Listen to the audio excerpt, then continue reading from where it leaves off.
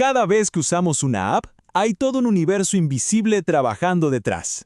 Es como una coreografía digital, ¿no? Súper compleja, pero que si está bien hecha, ni la notamos. Ahora la pregunta es, ¿cómo se logra esa simplicidad tan elegante? Y esa es justo la pregunta del millón. ¿Por qué no? No es magia. Es arquitectura. Es tener un plan maestro para que toda esa complejidad no se nos venga encima, para construir sistemas que aguanten, que crezcan y que no se rompan a la primera de cambio. Para entender cómo se hace, vamos a abrir la caja de herramientas de un arquitecto de software. Primero, vamos a ver el gran desafío. Después, nos metemos con 3 herramientas clave: cómo visualizar el flujo de datos, cómo canalizarlos y, por último, cómo construir todo sobre principios que sean, sólidos. Al final, vamos a ver cómo se une todo este rompecabezas. Arranquemos entonces por el principio, el desafío, la complejidad. Miren, empezar a programar sin un plan es como querer construir un rascacielos sin planos, un caos total.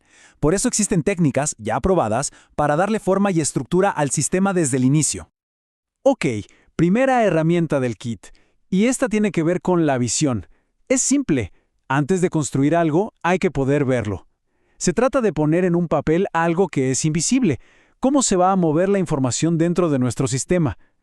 Y aquí es donde entran los famosos diagramas de flujo de datos, o DFDs.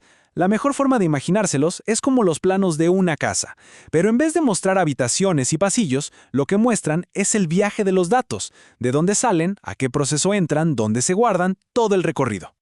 Lo que es realmente poderoso de estos diagramas es que son como un traductor. Toman una necesidad abstracta, algo como quiero comprar un producto, y la convierten en un plan concreto, organizado, modular, que cualquier desarrollador puede entender y seguir. Transforman el qué se necesita en el cómo se va a hacer. Y esta idea de visualizar el flujo no es solo un dibujito en un papel, ¿eh? El DFD es la inspiración para todo un estilo de programación, un paradigma, que se llama programación basada en flujo. La filosofía es la misma. En lugar de un monstruo de código gigante, construimos el sistema con piecitas pequeñas, independientes que se pasan la información unas a otras. Y todo esto nos lleva a una meta importantísima, el acoplamiento flexible. El concepto es muy potente, que cada pieza del sistema sea independiente, que se pueda cambiar, actualizar o incluso reemplazar una parte sin que todo el resto se rompa. Esa es la clave para que el software pueda evolucionar sin dramas. Pasemos ahora a la segunda herramienta. Si los DFDs son los planos, las canalizaciones de datos vendrían a ser, las autopistas, los acueductos. Son las que se encargan de gestionar el volumen brutal de información que se muere hoy en día. Una canalización de datos o un data pipeline es básicamente una línea de ensamblaje, pero para la información. Agarra datos crudos de un lado, los procesa en el camino y los entrega del otro lado, limpios, ordenados y listos para usar. Este proceso tiene un nombre muy conocido, ETL. Primero, la extracción. Juntamos los datos de todos lados. Luego, la transformación, que es el corazón del asunto. Acá se limpian, se ordenan, se enriquecen.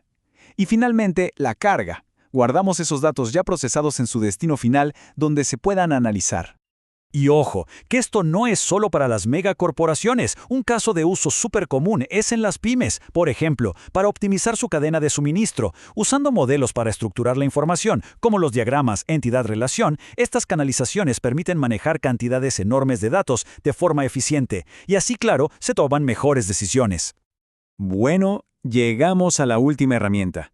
Y esta no es un diagrama ni un proceso. Es más bien un conjunto de reglas, una filosofía. Son los principios del buen artesano de software, lo que garantiza que lo que se construye es de altísima calidad. Se los conoce por este acrónimo SOLID. Son 5 letras que, créanme, resumen décadas de experiencia y sabiduría en el desarrollo. Básicamente, son 5 principios de diseño que actúan como una guía. Son como las reglas de gramática para un escritor. Te ayudan a asegurar que el código no solo funcione, sino que esté bien estructurado, que sea claro y sobre todo fácil de cambiar en el futuro. Ahora, lo más interesante de estos principios es que son universales. Nacieron en el mundo de la programación orientada a objetos, esa que organiza todo en objetos, ¿no? Pero su esencia es pero tan fundamental que sus ideas aplican en otros estilos, como la programación funcional, que ve el código más como una serie de funciones matemáticas. Al final del día, el objetivo de seguir estos principios es el mismo que ya vimos antes: crear código que sea flexible y más que nada mantenible. Es la diferencia entre construir algo sobre roca o construirlo sobre arena. Muy bien, ya vimos las 3 herramientas principales de nuestro kit. Ahora, el último paso es entender que un buen arquitecto no las usa por separado. La magia está en cómo las combina para construir sistemas que sean coherentes y, sobre todo, robustos.